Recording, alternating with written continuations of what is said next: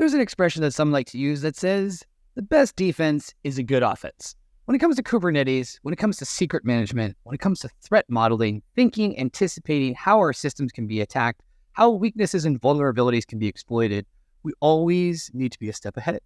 In order to do so, I got a chance to talk to Mac, who's been thinking about this a lot, has some controversial opinions about Kubernetes secrets, and I'm pretty sure you're going to enjoy this episode if you too are thinking about how your system might be in trouble, how it might be in danger, and based on that, how you should properly approach the topic of threat modeling.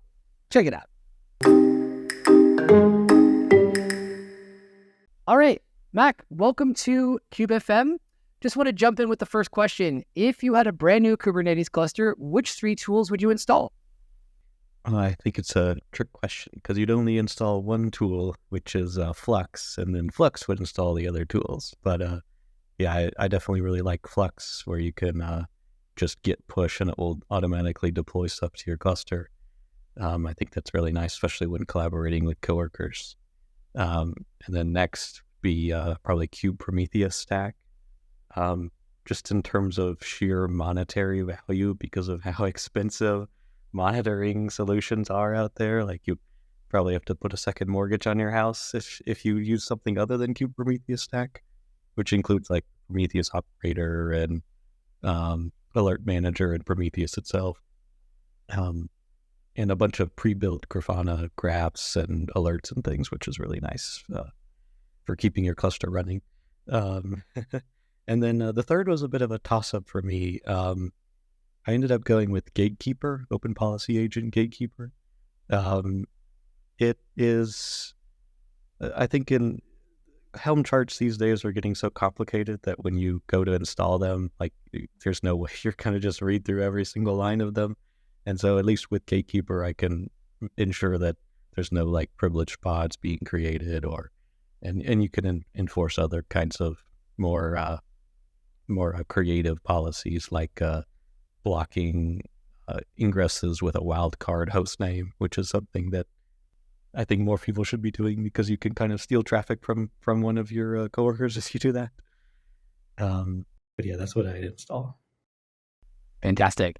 You mentioned Flux. We had a previous guest, Matthias, who also talked about, the fact that if he were to install 3 tools, that Flux would be one, and that he was explaining a little bit about what he saw in terms of trade-offs between Flux and ArgoCD. In your case, what are the benefits of Flux that outweigh what Argo has to offer? Well, they both do this unfortunate thing, which I don't like, which is that they kind of demand full access to your cluster. And I like to make sure that my, the operators I'm installing don't have that access. I think the only difference is that FluxCD, if you finagle it right, you can get it to just operate in one single namespace. And I believe ArgoCD, maybe it has that support now, but it much more prefers and expects a cluster admin role assigned to it. And then it has its own authentication thing. And plus it has additional stuff, like it has the UI and whatnot. And I prefer much more minimal. Like if I'm going to give something elevated privileges to my cluster, I want it to be really minimal. Now that we got that out of the way, can you tell us a little bit more about who you are, what you do, and where you work? Sure, yeah. So my name's Mac, and I guess I'm just your friendly neighborhood Kubernetes cluster administrator. I actually recently changed jobs, but generally what my role is at all my past and current jobs is being the person in the room who knows the most about Kubernetes. And then we have an application that runs on Kubernetes, so naturally I stay very busy. But I also just do general DevOps work, like setting up CI/CD pipelines. And but in addition to all that stuff, I have a kind of a side interest in security. Did a lot of security compliance at a previous job, and I didn't find it as torturous as probably some other people do. So, and as a result, I kind of have some opinions about security, and I've been doing a lot of reading about it. And so, yeah, that's another big thing that I do. Not often that we find like you said, a sort of security enthusiast who doesn't find these elements torturous, but we can get at that a little bit later.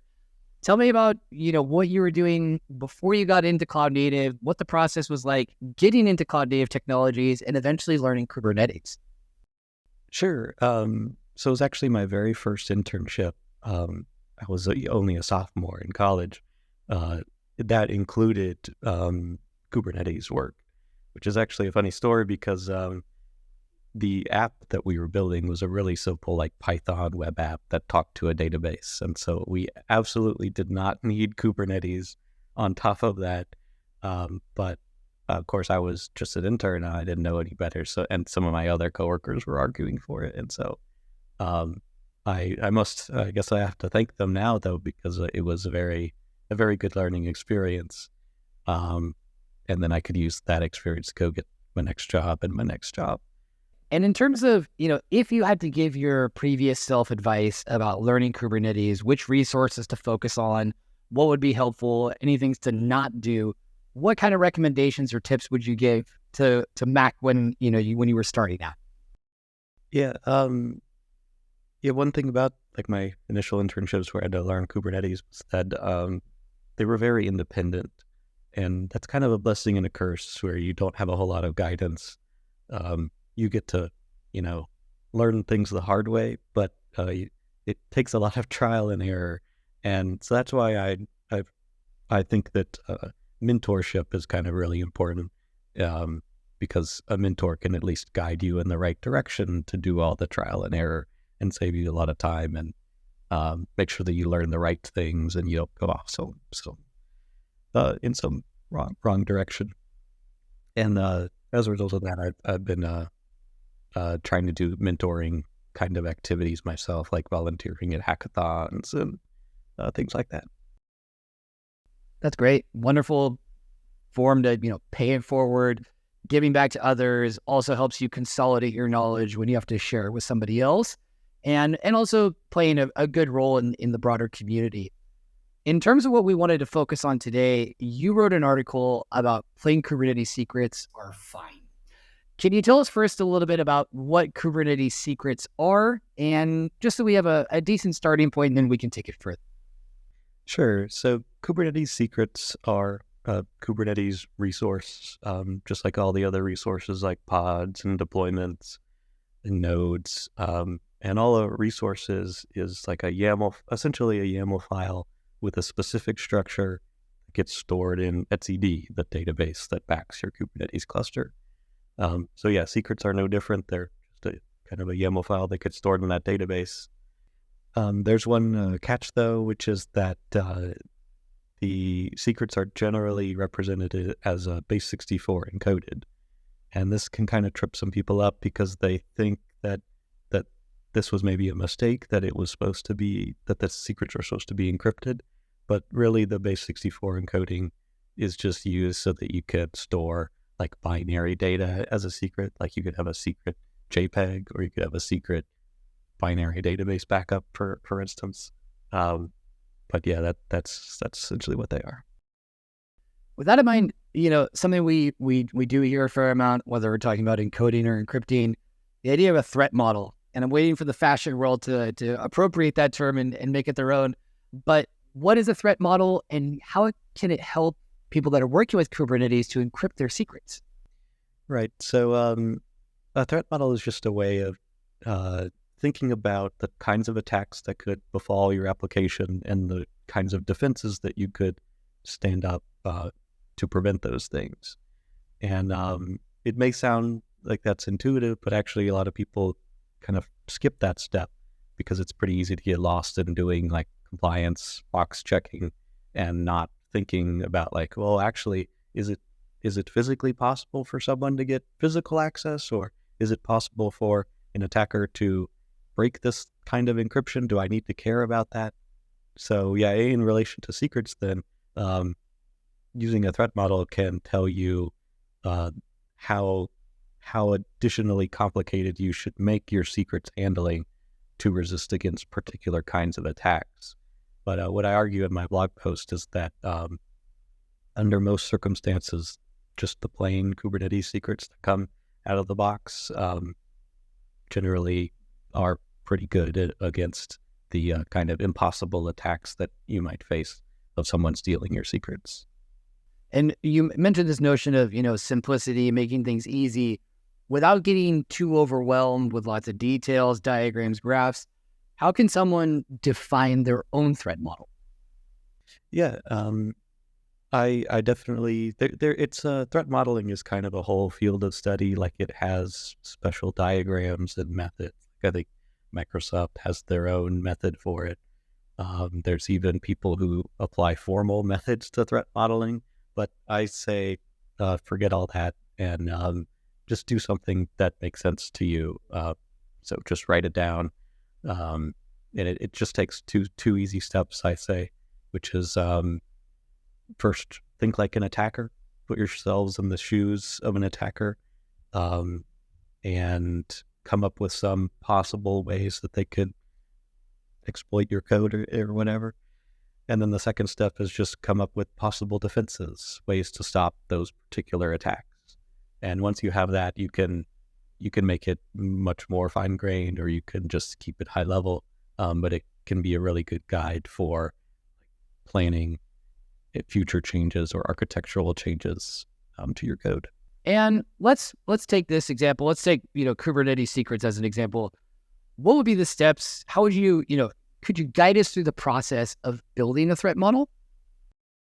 Sure. So yeah, in my post, I did it pretty free-form. I first started by kind of defining secrets, and I made it a bit more concrete by referring to a particular kind of secret. So like a database password is probably a pretty common type of secret. And then from there, I defined what it means to have a security failure. And that would be someone, of course, stealing the secret, but importantly, stealing the secret and then using it to log into the database and grab data. That's a real security failure. And once that's defined, you can kind of get into that thinking like an attacker step. And so I had defined 5 different attacks or things that could befall our secrets. And again, it was just the most I could come up with. Would you like me to go through those 5 things? Absolutely, if you could. And then for each one also, if you want to add, what would be preventative measures that could be taken to stop those attacks from happening? Sure. Yeah, so the first one I came up with was a malicious process running on the same node as your application, just scanning memory or reading the value from /proc if you're using environment variables.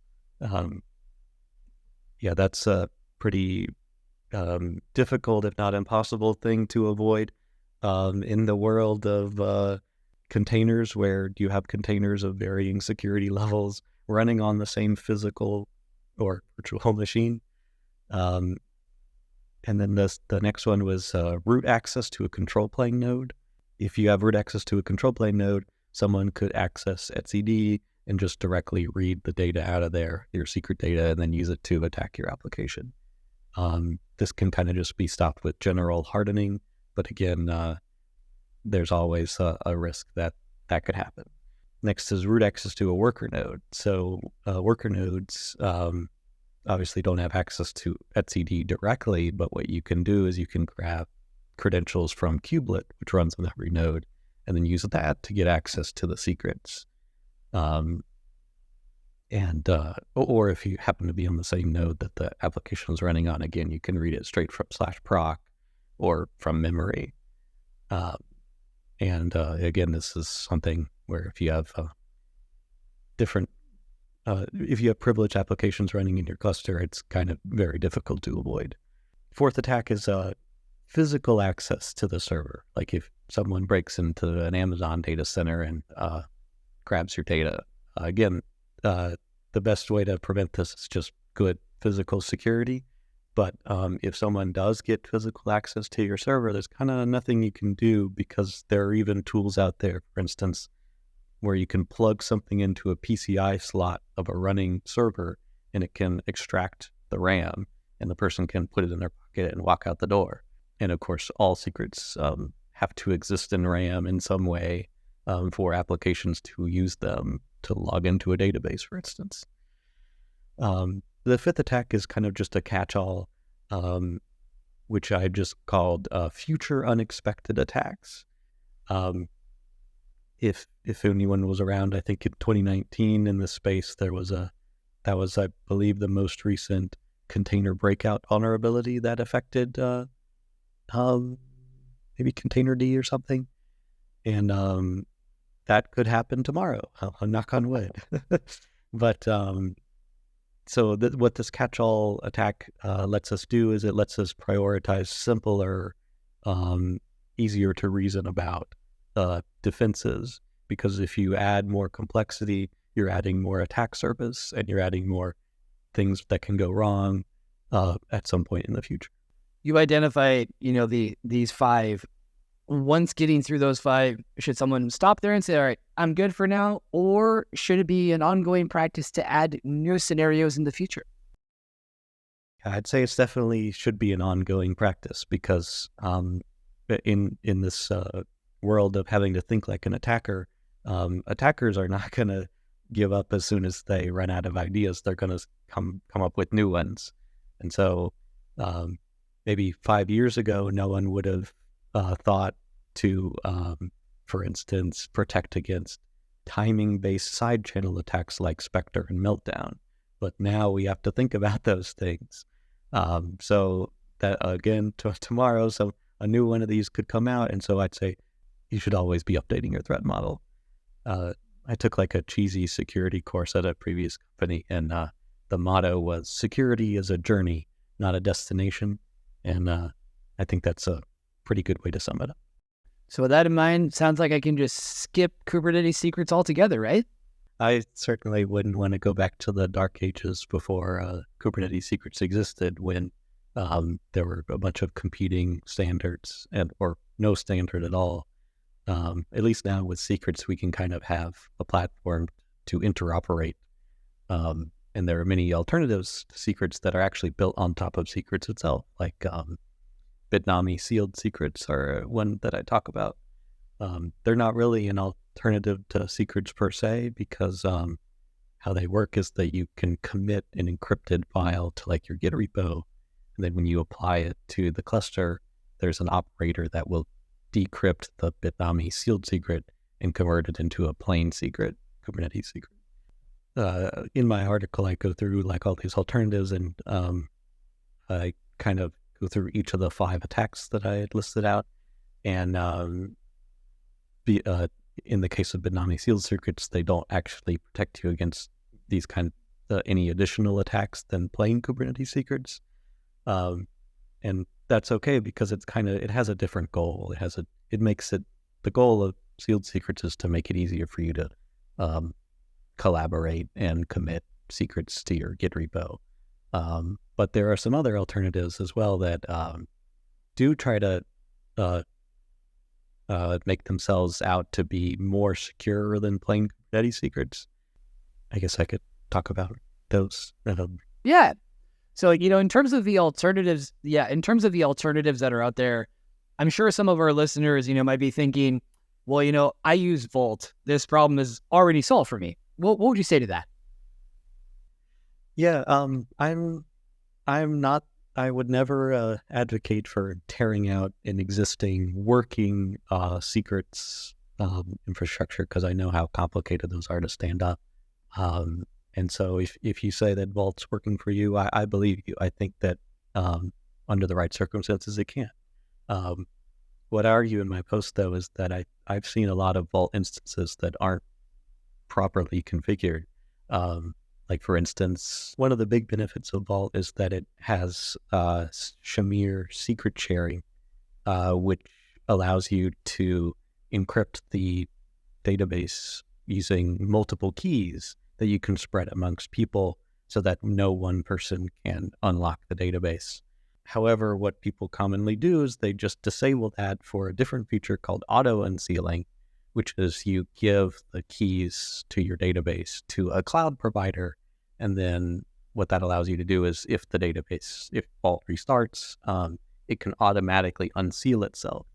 which kind of defeats the purpose of the sealing process, because if an attacker were to get like root access to your server where Vault's running, they could just grab the cloud credentials that are used to get the unsealing keys and then unseal it and then grab all the data.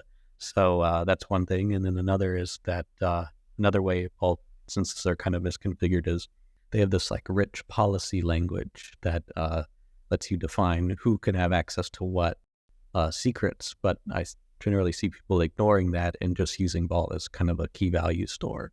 But yeah, so there are many ways in which it can be misconfigured, and this is kind of just par for the course for a product that is kind of quite a bit more complicated than something like Kubernetes Secrets.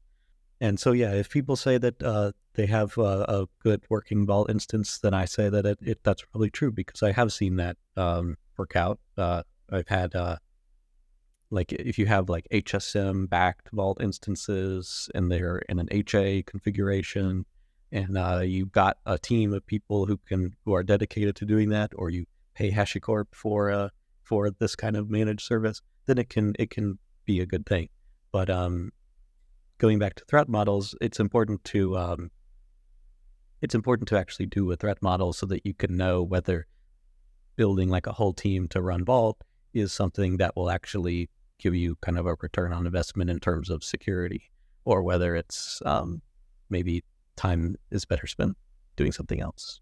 A good friend of mine from Middle-earth, Gandalf, once said, "Keep it secret, keep it safe."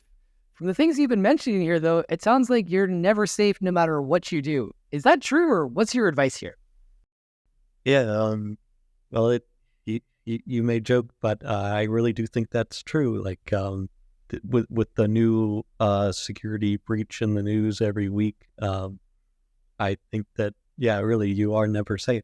My advice would just be, just do threat modeling, because one side benefit of threat modeling is that it helps you prioritize the work to do, because you can look at the likelihood of a particular kind of attack, and you can look at how complicated it would be to implement a particular kind of defense, and you can implement the easy to do things that solve the most amount of attacks. And yeah, when you're faced with a giant list of security tickets, having a threat model means that you can prioritize them easier and just knock them out. And then you can do the tail end of the less critical security things later. With that in mind, it sounds like this has been quite a journey for you. And it's also interesting because while we're talking about, the context of cloud-native technologies and Kubernetes, this approach of looking for vulnerabilities, anticipating potential attacks, sounds like something that could be used in lots of different aspects of life, and something that's also used in business, a framework for what's SWOT analysis, the acronym SWOT for strengths, weaknesses, opportunities, and threats, that can be used for a business or a piece of software. How did you learn all of this? What was your process? And for folks that are interested, what resources would you recommend? Sure. So I have a lot to thank for a security class that I took as an elective in college. And I honestly believe it was one of the most relevant classes to my career, even more so than my other computer science classes, because I got a computer science degree. And I guess I will say, first of all, that I think maybe security courses should be included in the core curriculum and not these electives, considering how important it is and how kind of everybody has a role to play in the modern security world, where everything is a potential weakness that can be exploited. Well, the first thing I would say is if you can find opportunities to learn on the job, that's probably a really good one, because your time is we spend so much time at work, and leveling up your security knowledge is directly beneficial to your employer in many ways. And that was some of how I got started. I had to take, when I worked at Cisco, I had to take a kind of extensive security training course, because when you're working on the routers that power the modern internet, you got to make sure that those are a little bit more secure than your average Python web app. But as far as particular resources, just kind of reading a lot on the internet, but I particularly like a book called Security Chaos Engineering by Kelly Shortridge. I think there's a sea change happening in the security world where kind of people are realizing that the older model of strict, rigid compliance is really not working, as you can tell by the number of breaches in the news. And Kelly's book is very much tells you to be more practical and flexible and to do things like threat modeling and like actually think about the attacks that might affect you rather than the things that some paper pusher might think that you should do instead. So I would definitely recommend that book. And also just embracing, like you said, creative, trying to think as an attacker thinks, putting yourself in their position and the logic they'll be using. When we first came across your blog post, we were, a little bit surprised in terms of it being provocative. What was the reaction from the community to what you wrote? Yeah, surprisingly positive, because I was expecting a lot more pushback because I wrote the article as basically a response to other writings that I'd seen online just saying that Kubernetes secrets are just flat out insecure and you should never use them. You should use these alternatives instead. So I was expecting to ruffle some feathers with it, but it seemed like it was mostly positive. My theory is that I think once you've had to stand up like secrets management infrastructure as like a DevOps person, and you've seen how complicated it is, maybe my ranting in this blog post is something that appeals to you, or you find it relatable. That's wonderful. And giving people something that, they can relate to because of personal experience is one of the best things out there, because until you've gone through it, it's pretty difficult to really understand what goes behind it and the kind of difficulties you'll be facing and challenges you'll be tackling.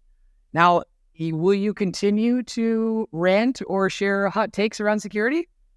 Oh, definitely. Yeah. I've already got 2 more that I published since the one on secrets. So there's some things to catch up on there. But at my current company, I'm going to start doing SOAP 2 compliance work. So I'm sure that'll enrage me enough to write another one as well. So yes, that's a definite yes. So if people want to, share their thoughts or experiences, or perhaps, respectfully disagree with your hot takes around security, what's the best way for them to get in touch with you? Well, I'd say don't get in touch with me. But you can find me hanging around the Kubernetes Slack channel sometimes if you bump into me. But if you do disagree, I would encourage you to write and publish like your own version, because like there are hundreds of people every day working for companies trying to figure out how to be secure and implement their own secrets architecture, and the only thing they have to look at is the stuff that's online. And so if you disagree, I would encourage you publish your own thing in a long form so that it's easily digestible and the person can make their own judgment. And hopefully if we all do this, maybe we'll make the world a more secure place, because we need it for sure. Certainly agree with that. Like you said, getting those ideas out there, questioning how we're doing things. Is the status quo good enough? Like you said, if it's just paper pushing when it comes to compliance, not using that creativity to think about how somebody might exploit a weakness, whether it's walking into a data center or other things that can be taken advantage of. I think those are really good points to have, and that all of us, whether we like it or not, are security stakeholders nowadays. So Mac, really appreciate your work. Thank you for sharing your knowledge with us today, and looking forward to future posts of yours and crossing paths in the cloud native ecosystem. For sure. Thanks so much. Cheers.